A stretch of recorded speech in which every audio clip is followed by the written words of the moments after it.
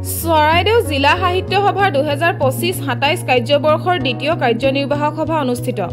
অসম সাহিত্য সভাৰ অন্তৰ্গত চৰাইদেউ জিলা সাহিত্য সভাৰ 2025-27 কাৰ্যবৰ্ষৰ দ্বিতীয় কাৰ্যনিৰ্বাহক সভা আৰু সভাৰ বিষয়ববীয়াসকলৰ শপত গ্ৰহণৰ লগতে দায়িত্ব প্ৰদান কৰাৰ উদ্দেশ্যে আজি জিলাখনৰ সদৰ সোণাৰী অসম চাহ কৰ্মচাৰী সংঘৰ কাৰ্যালয়ত এটি অনুষ্ঠান অনুষ্ঠিত হৈ যায়।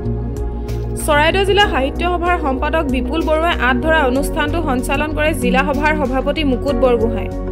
অসম সাহিত্য সভাৰ প্ৰকাশন উপসমিতি আহ্বায়ক ডক্টৰ ৰঘুনাথ কাংগিউ, শিক্ষাবিদ, কবি, লেখক ক্ৰমে মণি গগৈ, দীপালী দত্ত শইকীয়া, ৰমা কোঁৱৰ, গোপীৰাম ৰাজকোঁৱৰ, অনন্ত কৃষ্ণ মহন্ত, অমিয়া গগৈ সোণোৱাল, মাখনী গোস্বামী, ভূপেন বৰুৱা, সুৰেশ ফুকন, ৰাতুল চেতিয়া ফুকন, কল্পনা বৰুৱা, বীণা বৰগোহাঁই কোঁৱৰ, ফণীন্দ্ৰ চেতিয়া, অতুল ফুকন, বিপুল মহন্ত, দীপালী চুতীয়া ফুকন, লিলিমা অধ্যাপক, চিনু গগৈ দোলাকাষৰীয়া, বিউটি তালুকদাৰ, ফৰিদ আলী আদি উপস্থিত থকা অনুষ্ঠানটোত জিলা সভাৰ বিষয়ববীয়াসকলক দায়িত্ব প্ৰদান কৰাৰ লগতে জিলা সভাৰ সভাপতিয়ে শপত বাক্য পাঠ কৰোৱে।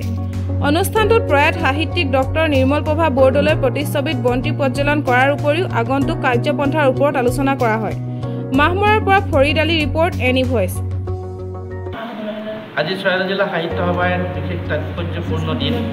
আজি আমি চৰাইদেউ জিলা সাহিত্য সভাৰ দ্বিতীয় কাৰ্যনিৰ্বাহক ইতিমধ্যে আমি সমাপন কৰিলোঁ আৰু ইয়াৰ লগতে আমি নিৰ্মল প্ৰভা বৰদলৈ বাইদেউৰ স্মৃতি চান অনুষ্ঠান কৰিলোঁ।